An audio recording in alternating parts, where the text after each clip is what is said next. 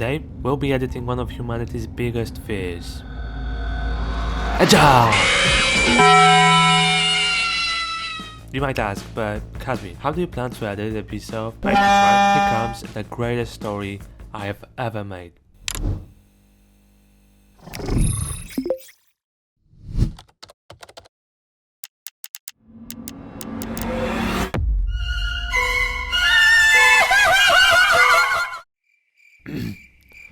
Yeah, that's it. You might have noticed that this video is about 15 minutes long. And before you click off to watch Family Guy with Subway Surfers at the bottom of the screen, hear me out. This video won't be as entertaining as Mr. Beast's huge challenges.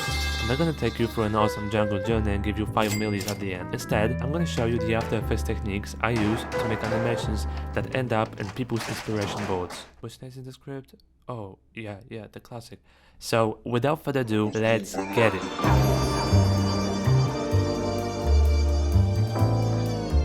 Oh, one more thing. We're gonna be recreating the animation if you didn't quite catch that.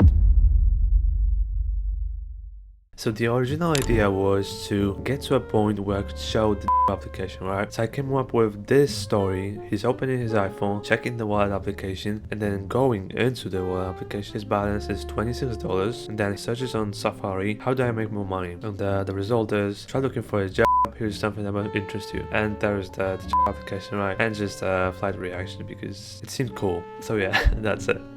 What you see is assets from various Figma templates. I've linked the original templates down here. We're gonna start by building the phone screen. Later, we're gonna be recreating the wallet icon. In order to be able to do that, I'm gonna export 3 variants of the iPhone home screen. One without the wallpaper and without the wallet icon. One with only icons including the wallet icon. And the third will include only the wallpaper. In order to export Figma files, you have to click on the title and go to Export. I'm gonna export it in 4 times the size to keep the best quality. Save it as PNG and export it into your resource folder. Don't forget to rename it. I'm gonna repeat that task for every variant. While I'm doing that, the project files for this video's animation are gonna be linked in my Discord server. This is the place where I post exclusive After Effects tutorials of the things that have never been talked about on YouTube. So check that out. Now it's time to head into Photoshop. Drag the wallpaper inside of Photoshop. Because the parking lot picture is generated by AI, we're gonna have to adjust the wallpaper size to the font size. And here comes the crop tool. We're gonna need to expand this layer and then generate the empty pixels. I'm gonna switch through different variants to see what looks the best. I like the third variant, so I'm gonna go to File, Export it as a PNG. You can now replace the original wallpaper with the new one. Do not close Photoshop because we'll need it later. Go into After Effects and create a new composition. The size of this composition will be 7020 by 3728. This is the size of both of the icons files. Click OK and let's import the 3 elements we have in our resources. Drag the icons on top. Now we're gonna be recreating the wallet icon inside of After Effects. Press Ctrl R to bring the rulers and set them up at the border of the wallet icon. Now select the rectangle tool and draw the rectangle inside of the rulers. Disable the visibility and change its fill to the color of the outer frame. Press OK, make it visible again and change the opacity to 50%. In the search bar, I'm gonna type roundness. And while holding Ctrl, I'm gonna increase the roundness. This perfectly matches the wallet icon. Now let's recreate the inner wallet. Move the guides to the wallet borders and press the rectangle tool. Just like before, create a rectangle inside of these guides. Hide the layer and change its fill to the wallet's color. Turn the visibility on and change the opacity to 50%. Let's match the roundness, like that. You can hide this layer. Now we'll need to create a mask for the cards. Go into the pen tool and draw a shape layer around this border. There is a little trouble because I can't see the border right here. That's why I'm gonna disable the visibility of this layer. Here we go. Now let's rename the layers. This will be a mask. This is the inner frame and this is the outer frame. Let's recreate the cards inside. I'm gonna bring the rulers to the border of the first card. Let's draw a rectangle inside. Hide the layer and change its fill to the card's color. Opacity to 50% and match the roundness. about here. Now let's rename this layer card 1 and duplicate it 3 times. Lay out the cards evenly, just like in the wallet icon. Now disable the visibility of the first 3 cards. Change the color to match the color in the wallet icon. This to yellow and this to blue. Select all 3 cards and bring opacity. Change the opacity to 100% and turn the visibility on. We need to change the order of these layers. I forgot to change the opacity of the first card, so drag it to 100%. Before we pre-compose these layers, we have to add drop shadow. It will be at 15%, the direction will be to 0, distance to 1 and softness to 10. Copy this drop shadow and paste it into card 2 and card 3. Now we can pre-compose these 3 layers and name them cards. Bring the cards below the inner frame and drag matte the inner frame to the mask. Turn its visibility on and the visibility of the outer frame should be enabled. As you can see, I forgot to change the opacity of these 2 layers. Bring them up to about 100, right? Oh, one more thing. We need to invert the mask. Here we go. We're done making the wallet icon. Now let's focus on the wallet. I'm gonna press Ctrl T and type wallet. Change the color to white. By the way, I'm using the font SF Pro Display Regular. Let's match the size of this text layer to the wallet. I think this looks fine. It's not perfect, but it will do. Now we can remove the icons with wallet PNG. I'm gonna clear the guides. Go back to Photoshop, go into the resource folder and drag the Firefly picture above here. In order to be able to zoom out in the animation, I'm going to expand this border and generate the empty pixels. This variation looks good enough. I'm going to go into the background layer and unlock it. Now we need to merge this into one layer. Select Generative Expand, right click and convert it into a smart object. In order to remove the hand out of the background, I'm going to select the rectangle tool and go to Select and Mask. Go to Select Subject and select Cloud. Now we can select the subject. Be sure to select the output to layer mask. That will cause this layer to be masked out. We need to duplicate that layer, delete the mask, and while pressing Ctrl, select the mask. Now we need to remove the hand out of the picture. Go to Select, Modify, and expand your selection. 30 pixels will do fine. Press OK and select Generative Fill and click on Generate. I'm gonna switch through different variations to see what looks the best. The second one seems okay. I'm gonna drag the generative fill we just made behind the hand-holding phone layer. Select the last layer and match them by Smart Object. Now I'm gonna rename these 2 layers. This will be our background and this will be our hand. In order to be able to animate the thumb moving into the screen later, we need to cut it out of the hand. I'm gonna do that using the polygonal tool, and this will be my selection. Select the hand-holding phone layer and press Ctrl J to duplicate. This will separate the thumb and I'm gonna rename it thumb. Now we need to remove the thumb out of the hand-holding phone. While pressing Ctrl, select the thumb and move into the hand-holding phone mask. Press Shift Backspace and fill this with black color. Press Ctrl D and let's hide the thumb layer. Now you can see the little imperfections I left cutting out the thumb. We need to clean that up using the brush tool with a black color. While being on the mask layer, I'm gonna draw over these imperfections. Now when you put the thumb back on, you can see a little line between the actual hand and the thumb. We'll need to add this part into the hand-holding phone layer. Switch to a white color and draw over this line. You might have noticed that this part of the phone is being cut out because the thumb was covering it. We'll use our best friend, Generative Fill. For now, this part of the phone will be a separate layer. Now we're gonna cut out the white screen. Again, selecting the lasso tool, I'm gonna make a selection inside of the screen.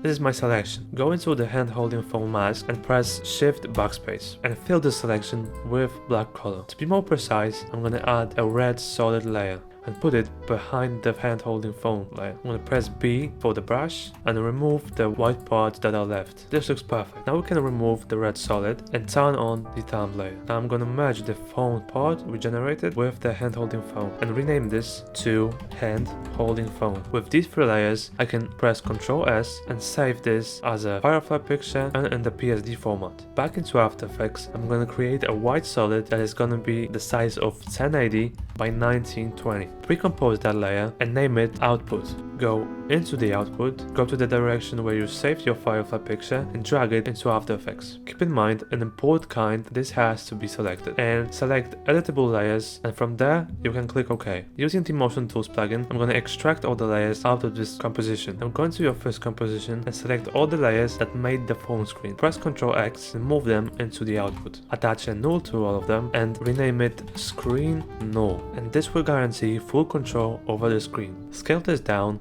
and move all of the screen layers behind the hand-holding phone layer. By using the screen nose position, I'm gonna move this screen into the phone display. Scale it down a little bit and move this into the center of our screen. By the way, I'm gonna change the color of the screen layers. To remove the wallpaper that is moving out of the screen, draw a new layer around this phone screen. Rename this layer as a track mat and track mat the wallpaper layer to the track mat. Now let's animate the thumb turning on the phone and then pressing the wallet icon. I'm going to select the puppet position pencil and place 3 pins right here, one in the middle and one at the top. Let's press U to reveal the keyframes. Drag all of the keyframes so we don't animate the original keyframes. The first position of the thumb will be about here. When the phone is going to be turning on, thumb has to be laying on the phone. So I'm going to move to about 10 frames and drag the original keyframes right here. I'm going to copy all these keyframes and paste them at about 1 second time. Move the playhead to about 1.5 seconds and adjust the thumb to be pressing on the wallet icon. Now we need to move the thumb out of the screen. I'm going to copy the original keyframes and work on them. Move the thumb out of the phone screen.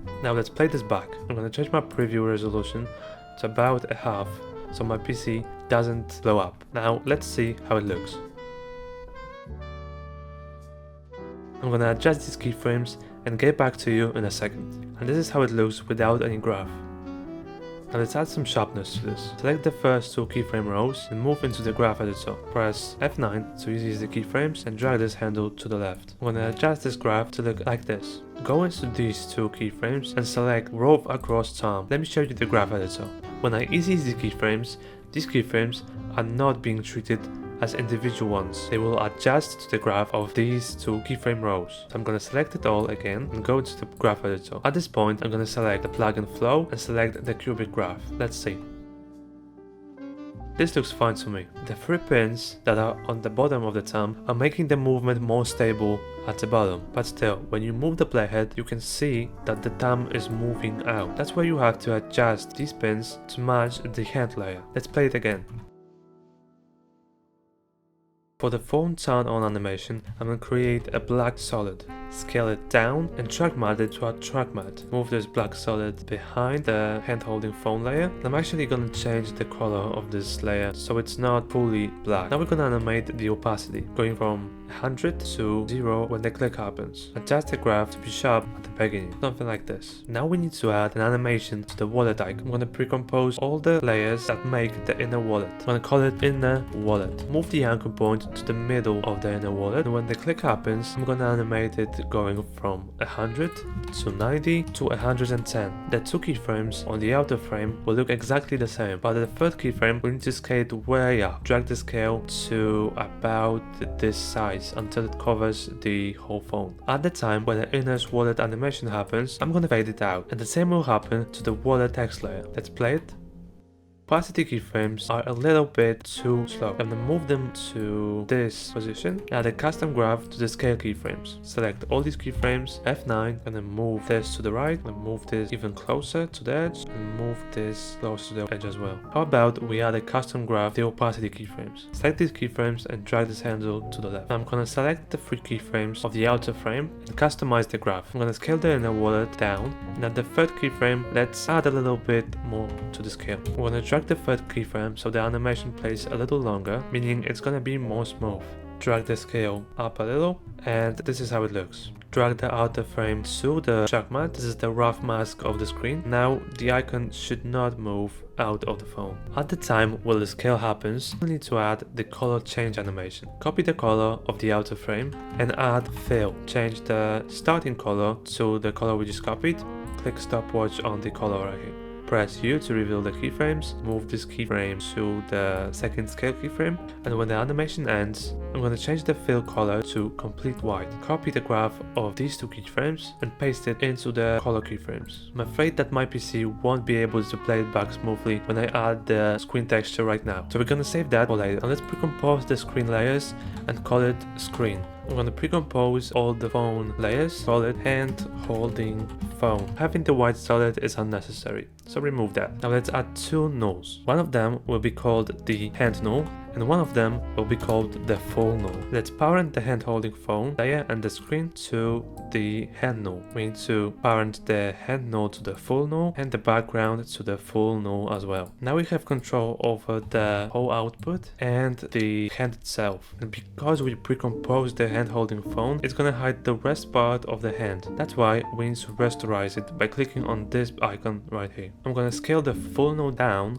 to about 88 and make sure that the hand is in the center of our composition. For that, we can use the proportional grid. Let's match the position of the hand so the screen is in the middle. That's somewhere about here. Move your playhead back to the beginning, and we'll need to animate the hand movement. Bring up rotation with the position and change the hand null's anchor point to be right at the elbow. Now, let's create the position and rotation keyframe. This will be our final position, so let's move these keyframes to about 2 seconds. Let's change the rotation to about minus 13. Change the position to be in the middle and a little bit down. Now let's go into here and rotate this to about 4.5 degrees. Make it a little bit to the right and on top. Let's play and see how it looks. Nope, we have to move this second keyframe a little bit to the top. Now let's add a custom graph. Select all these keyframes, move this handle to the left. I'm gonna adjust a couple of things in this graph, and this is how it looks for now. Now let's add a couple of zooms. Create a scale keyframe and drag it to about here. The first movement will be zoom out, so scale this down. To keep this move position, I'm going to create a second null and attach the full null to the null file. Let's bring up scale and place the first keyframe in the middle of the first movement. When the click happens, there has to be a zoom in. So I'm going to zoom in at about this time. We need to cover the whole output with white so we can switch to the Apple UI animation. Now let's add a custom graph to these keyframes. I'm going to play with the graphs and keyframes and get back to you with the final result.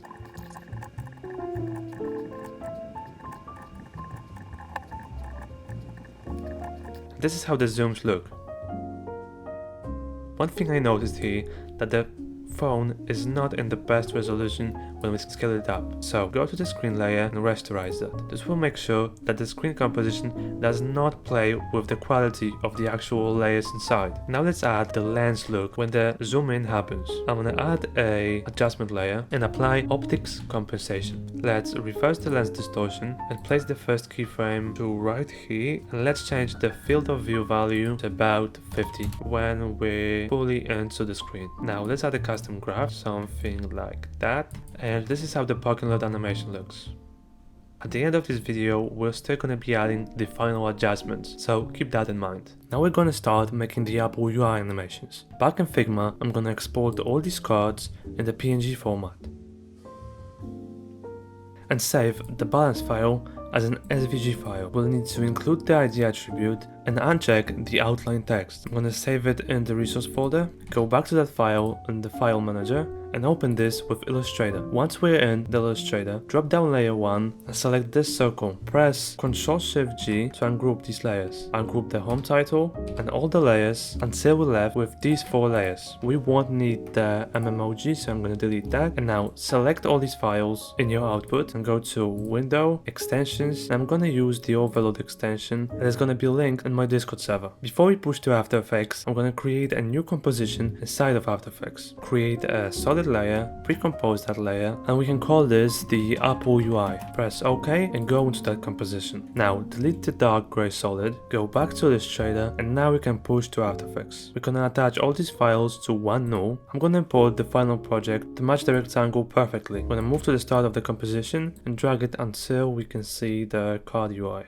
Now let's drag all of these layers above the final output and scale the null up. I'm gonna delete the black rectangle. Now we can match the position of these layers to the final output. I'm gonna drag this circle to the left, and by dragging the rulers, I'm gonna match them to this rectangle.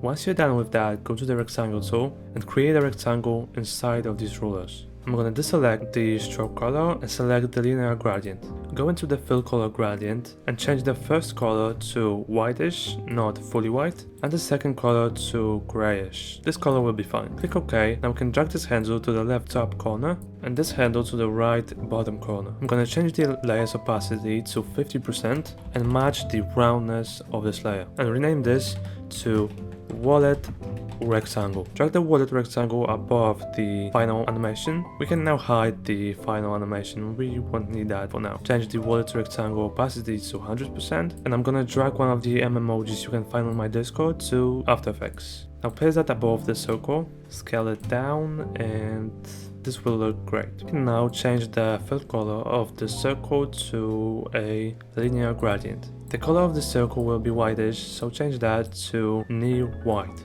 I'm gonna add a drop shadow to the M emoji and change the opacity to 30, distance to 0, and softness to 37. This will create this soft drop shadow effect. Now let's drag the 3 cards we exported from Figma. Scale them down. I'm gonna put them below here. Select the second card, and while pressing shift, I'm gonna press the arrow up 2 times. I'm gonna do that 4 times to the card 1. Clear the guides and get rid of the proportional grid. Now let's start the animations. I'm gonna bring up scale and the opacity. Create the keyframes and drag them to about 15 frames. Opacity to 0% and scale to 70. I'm gonna drag the second opacity keyframe to the half of the scale animation. Now to recreate the Apple bounce effect, I'm gonna use a plugin called Bouncer, and I'll use the overshoot plus expression. Change that to scale and apply it to the wallet rectangle, and this is how it looks.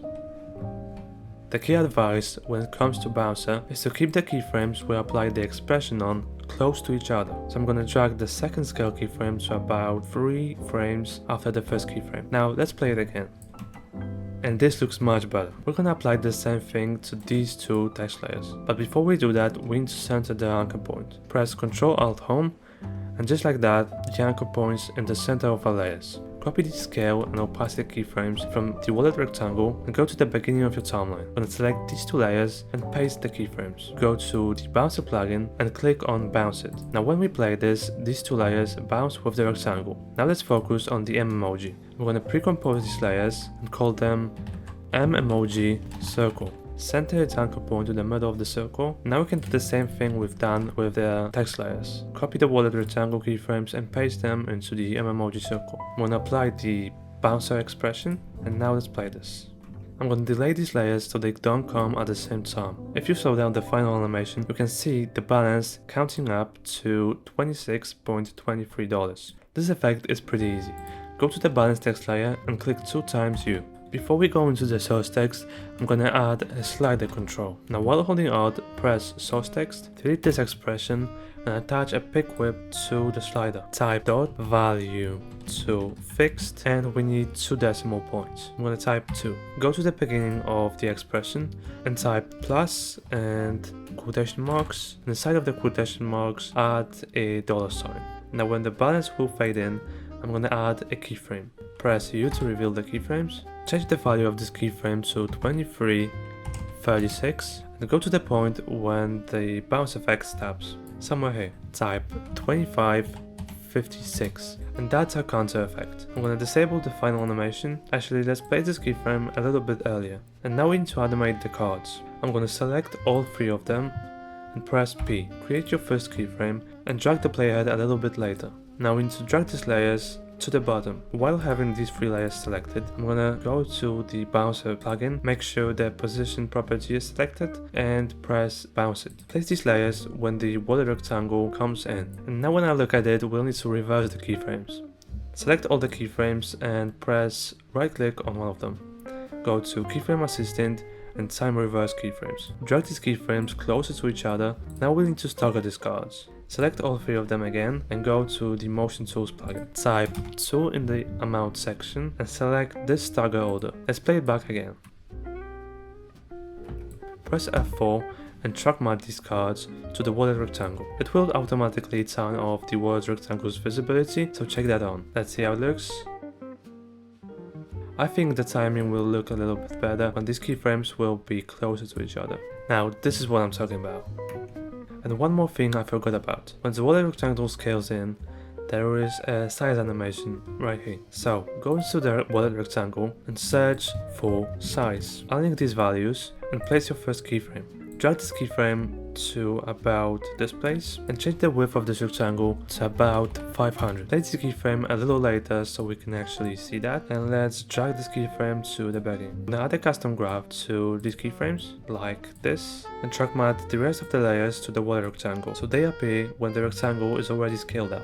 Now let's pre-compose all of these layers and call them wallet card. I'm going to turn this layer into a 3D object, and when the animation is almost done, I'm gonna make a Y rotation animation going from 0 to -180. I'm gonna add a sharp graph to this and turn motion blur. Now let's go back to Figma, export the search bar in 4 different variants. One with all of the layers inside, one will include only the search bar, and the other two will be just the icons. Let's drag all of them into After Effects, attach a node to all of them, and scale this node down, just to be a little smaller than the water rectangle. Let's drag the microphone and the search icon above the search bar, match the position to the icons burned into the search bar. I'm gonna recreate the text layer inside. Make it gray, get the color from the icons, change the font to SF Pro Display Medium, and the spacing we're gonna leave to 11 pixels. Now you can attach this text layer to the null collect one. And I'm gonna rename that node to search bar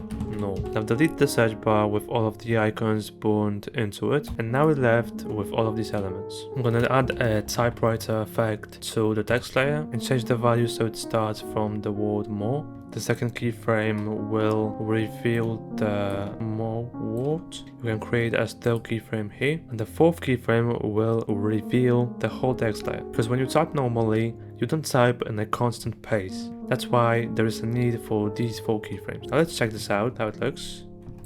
Make it a little slower, and I'm gonna drag the 4th frame to about here and the second keyframe here. This looks fine. I'm gonna pre-compose the search bar and call it search bar. We can disable the wallet card composition and bring the rulers to the borders of the search bar. Let's go into the rectangle tool and create a result bar between these rulers. I'll change the linear gradient to whitish, something about this color, and change the direction of the linear gradient to this shape. We'll need to round the corners of this layer. 31 will do fine. And to make this layer more visible, I'm gonna add a drop shadow. Opacity to 10%, direction will be to 180 degrees, the distance to 5, and the softness to 68. Now create 2 text layers. The first one will be try finding, I'm not gonna say this word, and we're gonna change the font style to regular and switch the spacing to 0. Now place this text layer inside of the rectangle and add a gradient ramp to this. Bring the start color to the text layer and do the same with the end color.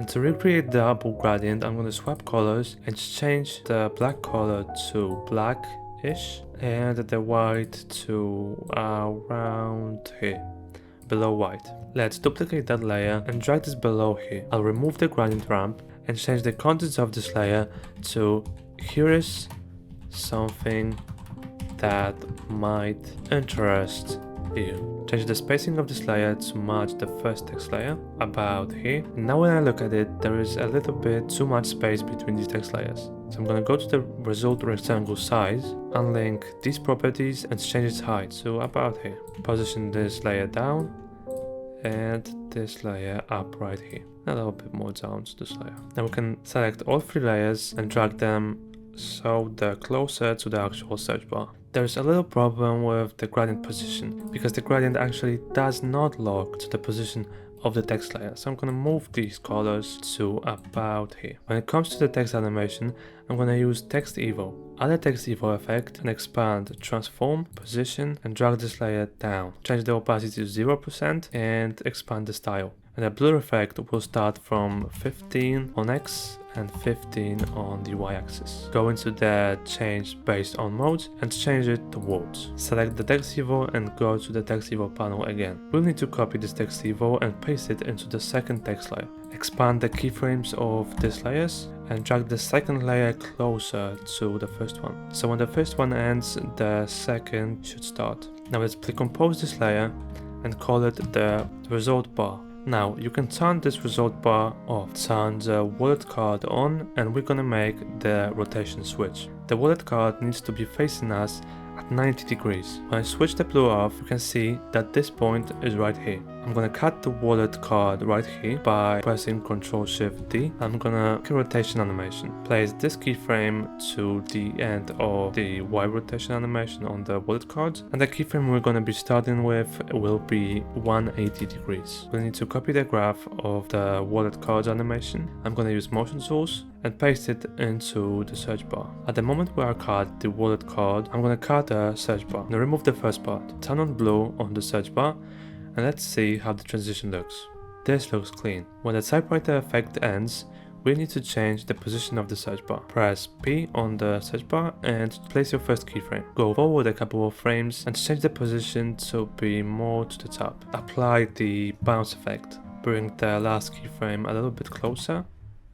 Okay, this looks great. Turn on the result bar. We'll need to turn the result bar to a 3D layer, parent it to the search bar.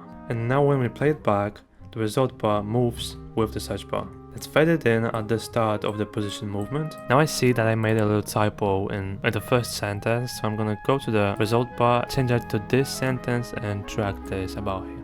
And this looks better. Let's pre-compose all of these three elements and call them Apple UI elements. Now, when the second sentence ends, I'm gonna fade all of these elements out. I'm gonna bring this PNG into After Effects, and I know guys, you're a little scared of it, but goddammit, we need to animate it. All we're gonna do on this layer is create an opacity and scale animation. I drag the 100% opacity to about here and change the value to 0. Drag the scale keyframe 3 frames forward and now change the scale to 20. Add the bounce effect for the scale property, and now let's see how this looks. Yeah, this is fine. I'm gonna turn this into a 3D object and add a drop shadow so we can see it more clearly. 10% to the opacity and 50 to the softness. Let's add a camera. It will be a 2-node camera with a 50mm preset. Create a null, turn it 3D and attach the camera to the null. Bring up the position and make your first keyframe in about this moment. The second keyframe will be a zoom out, so I'm going to change the Z value to -2000. Now bring the flight meme in and turn it into a 3D layer. Let's change the view amount to 2 and change the position of our view to left. Don't forget about adjusting the graph to these values to make the nose animation smoother. I'm gonna go into the last nose position keyframe and match the flight meme to the output. And when the camera reaches the position of the flight video, I'm gonna fade the flight video in. I'm gonna drag this keyframe forward. At this point, the value should be 0. I'm gonna adjust the time of the flight video so the reaction is on time, and adjust the keyframes as well. And we're technically done. I just need to add a white solid to the background. Put this white solid below the Apple UI elements. I'm gonna adjust a couple of keyframes to match the timing and get back to you in a second. And this is how the Apple UI animation looks.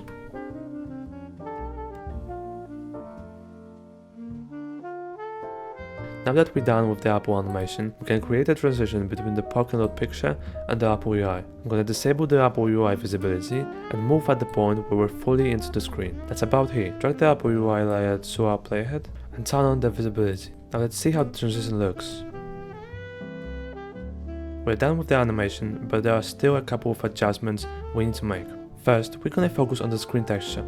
Go into the screen composition and add an adjustment layer. Apply curves and switch the channel to blue. You probably know that physical screens generate a blue light when they're turned on. That's why I'm gonna drag this point to the left. That will make everything below this adjustment layer turn a little bit more blue. Now let's create a solid layer. Change the color to complete red and multiply the width and height by 1.5. Now let's pre-compose that layer and name it Color Split. Go into the composition and apply Venetian blinds. Change the transition completion to 90% and duplicate that layer twice. By selecting a layer and pressing Ctrl-Shift-Y, I'm going to be able to change the colors of this layer. This one will change to cyan and the other will be green. Select the green solid and press 2 times arrow right. Go to the red solid and press 2 times left arrow. Create an adjustment layer and apply the grid effect. Change the border size to 1, change the color to black, and put the blending mode to normal. Now let's shift these lines closer to each other, and that's perfect. We need to go back to the screen and change the size of this layer until it matches the phone. This size will fit perfectly. I'm going to track matte this composition to the track matte and change this layer's blending mode to overlay. Drag the opacity to 90%. Let's duplicate the color split layer. Change the blending mode to color dodge and let's bring the opacity to 10%. Let's put these layers below the adjustment layer too. And at this adjustment layer, I'm going to switch the channel to RGB and bring the whites down. And now we need to fade out all of the top 3 layers. Select all of them and place your playhead at the second scale keyframe of the outer frame. Create the keyframes. Drag the opacity value of one of the keyframes to 0, and that's the full fade out effect. We're done with the screen texture, so move out to the output. We'll need to duplicate the background, and at the top one, apply the extract effect. Disable the lower background and remove the blacks out of this layer. This will be fine. Soften the blacks to 50 and add a deep glow effect. Change the radius to 1000 and the exposure to 0.1. To make it stand out even more, I'm gonna add a sapphire flicker effect. Now you can turn on the second background and add a new adjustment layer at the top. Apply curves and add a slight S-shape. This will boost our contrast, something like that. Add another adjustment layer and apply looks to it. Go to edit and select the OMG preset. Apply it and we can change the strength to 50%. And when the camera zooms out, I'm gonna simulate a camera defocus effect. For that we need to create a new adjustment layer and apply Gaussian blur to it. I'm gonna add the first keyframe when the zoom out starts to slow down and move when the zoom in starts to begin, somewhere about here. Change the value to 20 and copy the first keyframe. Move a couple of frames forward and paste the keyframe. And that is the camera defocus effect. Last final adjustment layer, and we'll need to add an add grain effect. Change the preset to Kodak Vision 500T and change the viewing mode from preview to final output. Go to the color section, check this box on monochromatic. That will show that the grain is black and white, and just like in the phone screen texture, I'm going to fade all of the adjustment layers out. Instead of going to these individual layers, I'm going to pre-compose all of them and call them the adjustment layers. Check this little icon and let's bring up the opacity. The first keyframe will bring to this place and the last will be about here. Now let's turn motion blue on all of the moving layers. And then you get something like this. As you can see, it's a super cool animation. Feel free to customize it and play around. If you want to learn more about the Apple style, let me know down in the comments. Thanks for watching and see you in the next tutorial.